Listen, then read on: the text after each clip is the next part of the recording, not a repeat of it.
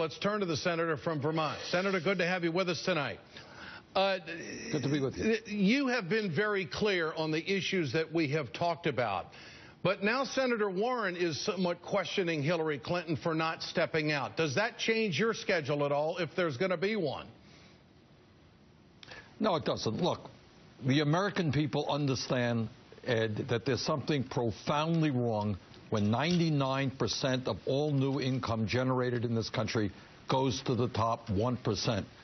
When we have lost 60,000 factories since 2001 and millions of decent-paying jobs. In my view, every candidate, not just Hillary, but everybody else, has got to be clear about what we do to expand the middle class, to tell the wealthy and large corporations that they have got to begin paying their fair share of taxes.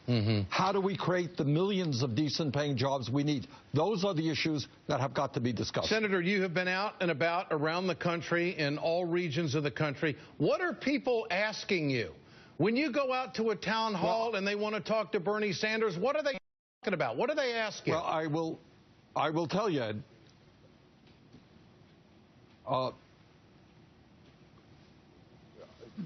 What people are talking about is how we create the millions of jobs this country desperately needs. And the reason for that is that real unemployment in America is not 5.5%, it's 11%. They want to know how we raise wages so the people are now earning $7.25 an hour. They want to know how we're dealing with climate change and how we reverse climate change by moving to sustainable energy.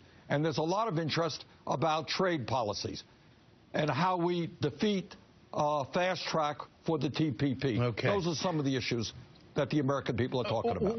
What is this analysis that you might get disaffected Tea Partiers? Do you see any parallel in that? Absolutely. And look, you got a lot of white working class guys out there. They can't afford to send their kids to college. They don't have any health care. And do you think that they really believe in the Republican agenda of giving tax breaks to billionaires and cutting Social Security, Medicare, and Medicaid? They don't. But somebody has got to reach out to them and say, okay, we may disagree on this or that issue, but are you concerned about your kid being able to go to college? Are you concerned about having a decent job, or do you want to see your job go to China? I think we can bring forth a common agenda which brings a number of these people into an approach that says enough is enough. The billionaire class can't have it all. Okay. Senator, news today, the Iranians are saying that the sanctions are going to have to be lifted across the board if there's going to be a deal. What is your perspective on this? If you were president, making the decision, where would you be right now?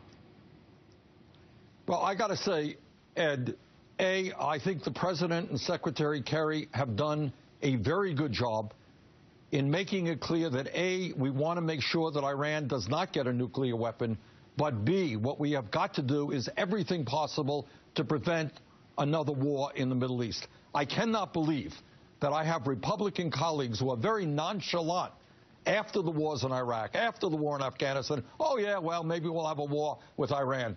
Disaster.